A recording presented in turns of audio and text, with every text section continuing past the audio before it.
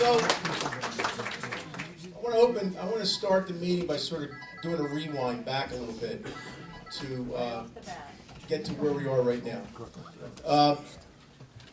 In August and September, we spent time really doing two things as a union. We spent our time helping each other with the largest effort that's ever been undertaken in the city, with the help center that we did in the convention center and the boardwalk hall. We processed 3,500 people in those 9 days that we were open, and we did it because we had a tremendous amount of participation from the committee and others who did a lot of volunteer work. I saw some people there, almost every day, and we can't thank you enough for that. And it's important to remember that all that sort of looked like it all came together, but it would not have come together had we not had the help of the International with Vinnie O'Brien, who was there. Those of you who are there know he was the guy that was the glue that put all that together. And I know that for the first time that I can remember, around the state, the union raised much higher in legitimacy to people that really don't know much about the union. Because, there's an anti-union sentiment out there just in general. And we've been battling that for years. And that, just reaching out and helping people, not just our members. There were over 1,000 people who were not members of the union who were helped. I think really cemented our relationship with the community. And, because of that, we've had this reaction from politicians and clergy and community that really are coalescing around our fight. While we were doing that, we were also talking to all the casinos and saying, look, we got to get through these closings and the displaced workers. We've got to get through the holidays because they're still going to be unemployed mostly when the holidays come around, and that's going to be a very heavy lift for us. Would you sign an extension to extend the contract to March 15th of next year? Not that we're trying to kick the can, because we're not. But we can't focus on all these things effectively, and we wanted to focus on the most important thing, which was taking care of our community. So we had a very positive reaction from Caesars Entertainment signed off, Borgata signed off, Gold Nugget signed off, and Resort signed off. And there was a back and forth with Tropicana and a back and forth with Trump. They were very different at the time. Bob Griffin at the Trump was saying, well, we don't know, we don't know if we're going to be. All of a sudden, he announces to me in August, we're really in trouble, we might close. Right? I mean, and we weren't sure if that was, a creation of their plan, but as it turned out, it was, because when Bob Griffin called me in September and said, well, I think we're running out of money, or we're probably going to close. And I said, well, if you're going to close, then why don't you just extend the contract? Because if you're going to close, there's no reason to negotiate, right? I think he expected me to say, take whatever you want from the workers, just stay open. I think that's what his idea was. Well, so he got back to me after that and said, no, we're gonna negotiate. Okay, we're gonna negotiate. At that point, it was a month and a half away from what he said at that time was going to be a closure. So they made a demand to bargain, and we had to accept that. At the same time, Tropicana was humping our leg to bargain. We want to bargain. We got to bargain. We got to bargain. They were calling. They were making all this racket about bargaining. Even on the days when we were taking care of the community, they were busting our balls about bargaining. So we finally gave them dates, October 15th and October 21st. So we put that aside, back to Trump. We get this conversation with Trump saying, well, we need 3 things to stay open. And they described it to Dee and myself, they described it to the state, they described it to the city, the press, the media, probably all of you heard this, but they said it's a three-legged stool. We have to rip off the workers, it's not the way he said it, we have to rip off the workers of $14 million of health care and pension. We've got to get the state to give us $30 million a year in tax relief, and we need $175 million from the state. Or we're going to close. So my initial reaction was, well, you got a lot of work to do, you know. And anyway, we want to bargain. I said, what do you mean you want to bargain? We're $14 million. You want $300 or $400 million. You know, it's not going to make a difference. At the time, their intention was not exactly clear, although I think we up here all suspected that there was something afoot. So we go and we bargain. We met them 3 times. Each time they bargained, they reiterated the same proposal that they made initially. They never changed off their proposal one time. Not one thing was changed. And then they accused us of not bargaining in good faith. Although Donna spent a lot of time crafting responses. The committee was outstanding in strategically putting responses to their proposals so we could show that we were bargaining. And yet the whole time, you know, they're saying that they're talking to the city. They're saying they're talking to the state. And, you know, it's a funny thing. The guys that did all the talking, I don't think it's ever stepped foot in Atlantic City in my life. I've been here 51 out of 53 years of my life. I've never seen Tuck, that guy, whatever his last name is, Tuck Hardy, and Hanson, right? Yet they did all the talking, right? Taj committee, they did all the talking. Craig Kaiser did some talking, but it was more, you could have put a stuffed animal from Steel Pier in that chair, and they would have been more effective. So these 2 people told us without any reservation several things. They said over the table, which is a legal thing. You say it over the table, it's a matter of record. They talked about the 3-legged stool. They said, you know, the workers got to make sacrifices. We got to stay open. We're trying to save jobs. And they also said, we're talking to the mayor, we're talking to the state. And they said that if all of it doesn't happen, we're going to close. They said that over the table. They also, because we drew them into this, because by this point, we knew that they were in cahoots with Tropicana. Because, you know, Icon's going to get that property. He owns all the debt. They said over the table, I think 2 times, the first and second meeting, Carl Icahn has to approve this contract. Okay? They said it twice. Donna takes copious notes. They said it twice. So the windup is, they said they talked to the mayor. I called the mayor. You know, it's a funny thing. I know who the mayor is. I see him on the boardwalk. I mean, you know, I live in Atlantic City. I've known Don Guardia for 20 years. I said, are you guys talking to these people? He said, absolutely not. I said, we don't have any money. We're bankrupt ourselves, basically. We don't have $30 million to give them. And if we did have $30 million, it would mean $300 million because everybody would have to have that. And we'd have no tax base. That's good enough for me. Then I called the governor's people, and I called Senator Sweeney, and I said, because they're saying there's going to be, what do they call it? A summit just for Taj Mahal. Everyone in the state's getting together. I said, is anything going on? The guy I talked to who's very close to the governor said, they didn't call me. We don't know anything about that. So he said, I don't know anything about it. They didn't call me. So we go back to the next meeting. We said, okay, we're all wondering why we're here. Because you didn't get anything from the city. You didn't get anything from the state. In fact, you haven't talked to either one, basically. And yet you're still here trying to fleece these workers out of their health care and their pension. To which they had no response. They did have a response. The response is, well, we're working on it. So they then go into court, bankruptcy court.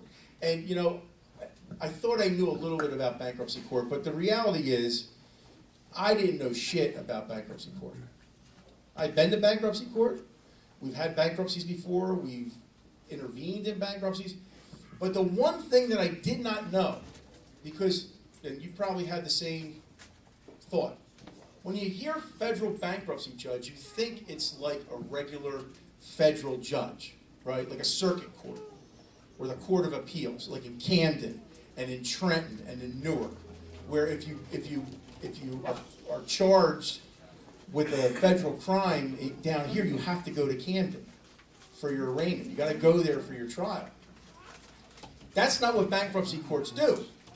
The bankruptcy courts in this country are independent of that. So you can have a business in one state and file for bankruptcy in another. And what has evolved over the years is that the bankruptcy courts have become like franchises, run by the judges and the people that administer it. And they've recognized, and rightfully so, that the people that drive the litigation, the debtors, Carl Icahn is a debtor, they're the ones that force the bankruptcy, right? So if you don't fall all over yourself to give the debtors what they want, they can go somewhere else. They go to a different bankruptcy court. So all these bankruptcy courts have been in competition with each other for business. This is the truth. I didn't know this, and I'm boiling it down, but this is the truth. So Wilmington, because Wilmington, last time I checked, is not part of New Jersey where the business is done. They filed in Wilmington. Wilmington turns out to be one of the worst, which is why people like to go to Wilmington. Has nothing to do with the state of Delaware. It is a federal bankruptcy court, but they have been just constantly doing only for the debtor. The creditors get screwed every time the debtor files in Wilmington. So that's what we got. Now we can't, at the time, we couldn't appeal that because we're not the ones that filed for the bankruptcy. So they went to bankruptcy court. And we had bankruptcy lawyers. I know a lot of people need to say, what we need is really good lawyers. Well, we have really good lawyers. We have very good lawyers. We hired a couple of bankruptcy lawyers from a very prestigious firm. Our attorneys were involved as well. We went to this kangaroo court, because that's what it was. And they got up and they testified and said, we never said Carl Icahn had to look at the contract. Yet they said it in front of 100 people twice, on 2 different occasions. Lied about it. They said, well, Your Honor, we may not close. We may stay open because we can cobble some money together. Because if you let us screw these workers, we'll have some money to stay open for a while, even if we don't get the state and the city. Well, let's put this in perspective. $14 million over a year is $1 million a month, a little over that. They said on the record, we're losing $7 million a month. How do you stay open, right? I mean, if the workers worked for free and just showed up, as volunteers to work, they wouldn't make up $7 million. So when our attorney said, because we knew that the judge was going to not be for the workers. They're never for the workers. Because if they're for the workers, then the people that file don't file in their court, and they don't have work. It's job protection. They don't care who they hurt. And this particular judge, Gross, perfectly named. He's fucking gross. What he's done, his record is despicable. But that's besides the point. So our attorneys say, well, Your Honor, if you're gonna find in favor of basically giving the company everything that they put in the contract proposal, which is not just health and welfare and pension being removed, it's no paid break, it's housekeepers doing 16 rooms instead of 14 rooms. There's a whole bunch of other things in there that was on the table. If you are inclined to let them have this, could you at least give us the courtesy of making it contingent upon them getting the money from the state and from the city? Because they've said on the record, in the court, we need all three. And to that, Icahn, this jerk-off, his attorney stands up and says, if that's the case, then we have to close. Wait a minute, you just said earlier that you were going to stay open for a while. So the judge did what the judges do in bankruptcy courts. He didn't turn it off. Second chance, turn off your phones. The judge did what bankruptcy judges have done for decades now. They screwed the workers, they vacated the contract. And immediately following that, and if you've been following this in the newspaper, you know, the Trump people said, well, you know what? Maybe we're not going to close November 13th. Maybe we're going to push it back. We're going to be open at least until November 27th. Right? Culture Club. Because they had this Culture Club concert. I don't get it, but evidently there's a lot of people coming. And it's a four-wall deal. And those of you who understand, four-wall deal, it's an outside promoter who already has a contract to have it there. So if it's closed, they're going to end up having to pay him. So then just the other day, he said, you know what, we're going to stay open December 15th. We found more money. Now, you know, you don't have to be, you know, Einstein to figure this out. In my opinion, and I can be wrong, I've been wrong before, but I just look at what people do. I judge people in the present on what they've done in the past. Right or wrong, if you have a record of doing it a certain way, my assumption is you're going to continue to do it that way. If they were out of money and they were telling the truth in September, they would be closed on the 13th of November. There would be no stopping it. We have a little experience here. We did it 4 times this year. Right? So, to say that they're stringing this out is an understatement. Because all they ever really wanted to do was screw us. That's all they ever wanted to do. And there's reasons for that, right? Mr. Icahn has a terrific record over the last 3 years of eliminating all benefits from every worker that he employs all over the country, not just in gaming. He owns recycling plants. He owns rail stuff. He owns manufacturing. He owns stuff all over the country, and he just strips them of their benefits. And so this is the last and final one, at least in gaming, where Tropicana workers and soon Taj Mahal workers are the last 2 that have benefits. His plan is to come in and just take them away. There's no question about it. And he will operate. And there's a lot of reasons, and we've explained it to the committee. I can explain it later.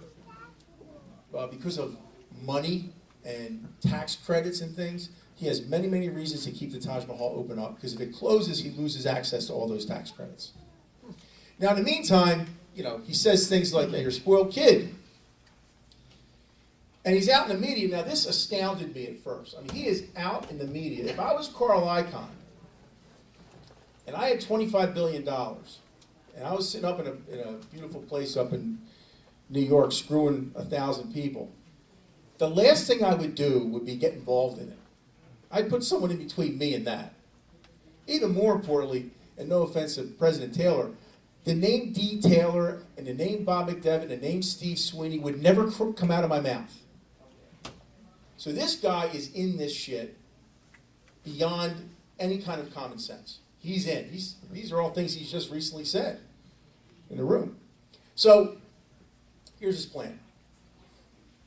Put everyone out of health care, put them on welfare, because many people will qualify for Medicaid. Come on, guys. Many people will qualify for Medicaid, but more importantly, the ones that don't, you know, they say, well, it's going to be the same thing. This is another thing they said. It's going to be the same. You're going to have the same health care. There's going to be no disruption. We're going to get $2,000 whole dollars a year to pay for the Obamacare. Well, it turns into $1,500 because it gets taxed. And the reality is that the way things break down with the Obamacare is if you're working, you got a problem. You got to, because you may not be qualified for a subsidy. And if you're not qualified for a subsidy, the cost can be anywhere from $150 to $400 or $500 a month, depending upon your coverage. And that's shitty coverage. Because there's a hidden thing in Obamacare that no one talks about. They say bronze plan, silver plan, gold plan. It's like the Olympics, right? Not bad. The bronze plan can't be bad. It's a bronze. I'm third, you know? Try a $10,000 deductible. How's that for a bronze medal? So you got to take $10,000 out of your pocket before they give you a dime in benefits. And for the privilege of that, you get to pay $300 a month. So it's $13,000 out of pocket before they pay for anything. And they're saying it's the same thing as you have now. So when we say that the attempt here is to put workers into poverty, we're not exaggerating. You know, the average worker in our union makes $12 an hour. Some make tips, some don't. But if you're looking at having to spend $3,600 on a premium, and if you get sick, you got to pay for it until you get really fucking sick. So sick that they take you to the emergency room. So you can spend on any given year up to $13,000, and every year you will certainly spend $3,600. So if you're making $25,000, you're a housekeeper, now you're making 21 and change. So this whole thing here is about pushing the entire community backwards. And the most egregious thing that this guy says is, you know, go on Obamacare, go on welfare. He wants everybody else to pay for the health care. Now, some of you have been here longer than me, but most of you haven't.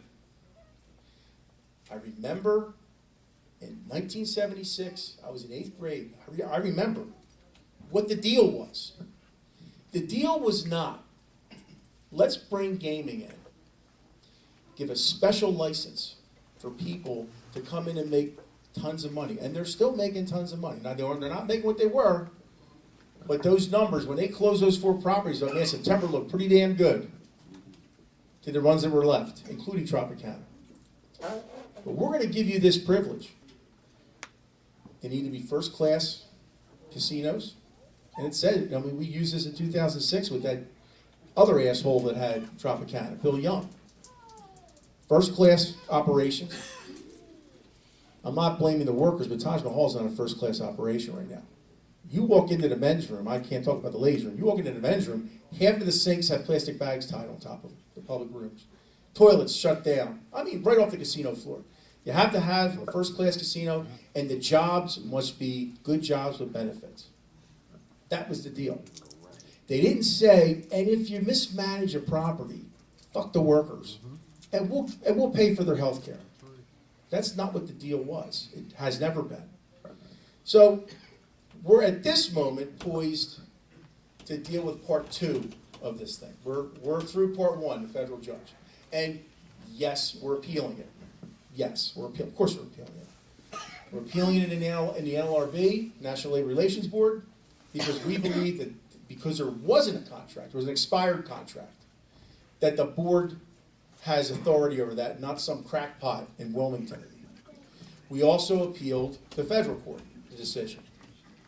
But I assure you, this fight will be over before the appeals are done, if we do the right thing. And we're going to get into that later. Because this stuff takes time, right? Tropicana, the last thing that we took into the NLRB was decided after they got everything that they were fighting for. It just sort of was like the icing on the cake. So we've done all the legal stuff that we need to do.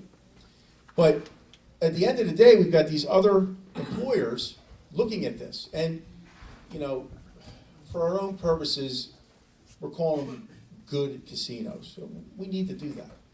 I know you hate your boss. I know you hate the people you work for. I know the customers are assholes. I get all that.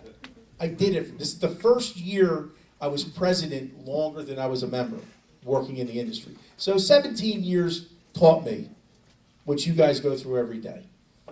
But I got to tell you, we have to have white hats and black hats in this. We can't mix it all up. Because right now there's 6 properties that aren't in this. But they're watching. And even if they were good employers, which they're not, you know, if this guy gets away with taking $8 an hour in health care and pension away from the Trump employees, and then the Trump employees, because that's his next step. And it was funny because we had a meeting with the Trump workers, and a couple people said, well, maybe they want to, just give us a good contract. That's why they want to bargain early. I'm like, I don't think so. Don't think so. But and now, we know that's not the case. But if these two properties go that way, your employer will have no option but to pursue the same thing. Because you can't compete in an environment where one employer pays $8 an hour more for the work of another employer, which is the same work. You just can't do that. So this is everybody's fight. And we always say that. We always say this is the toughest negotiations. You know what? It's been a tough decade. We kicked the shit out of it in 2004, and it's been a battle royal every year since then. And in the years we weren't bargaining a contract, we had Bill Young to deal with. And in the other year we didn't bargain a contract, we had the state shutting us down. I mean, it's just been relentless, and I get that. But I gotta applaud the committees for Tropicana and for Taj Mahal, because they made a very difficult decision. They said, you know what? It's going to hurt us, but take economic action. They voted on that. Just like they vote for you guys vote for everything. And so they're willing to take the sacrifice because they know if we are successful, that will mean that this argument will be settled for a very long time. So this is not just a little scrimmage. We need to kick the shit out of this guy. Not physically. We can't relive 1986. We do that, we're done. We're done. We lose everything. We lose the politicians, the clergy, the community. So as much as I would like to do something like that, and it's in my blood, we can't. So they're going to have a very difficult season because we're moving business right now. But the role of everybody else here is to get on that train. Now, you guys have done a great job up to now. We had a civil disobedience 3 weeks ago, less than 3 weeks ago. We had a nice turnout. And we put pressure on the reps and you. And we had our picket last Friday. Great turnout, It looked like 850 to 900 people to me that day, and it was confirmed that it was probably about 1,000, which is pretty damn good considering we just had 500 or 600 people 2 weeks before. No one said this is going to be easy. And I know you got to deal with your coworkers, right? You got to deal with them. But understand, the more we pummel this asshole, the more things that we do, the better chance we have of beating him. And the one thing that I know for sure, and I think you guys know this, that every fight we've gotten into, we've been in a few. We've never lost. We've always won. Sometimes it takes 34 days. Sometimes in the case of Tropicana, it takes 2 years. But we stick together. You know the plan. I don't bullshit you. Donna doesn't bullshit you. We tell you what's going on. And you see it through to the end, and we will beat this guy. I have no doubt about it. And we have things we got to do from here on in to really cripple this guy. Because there's all kinds of stuff that we can deal with. There's all kinds of things we can take advantage of.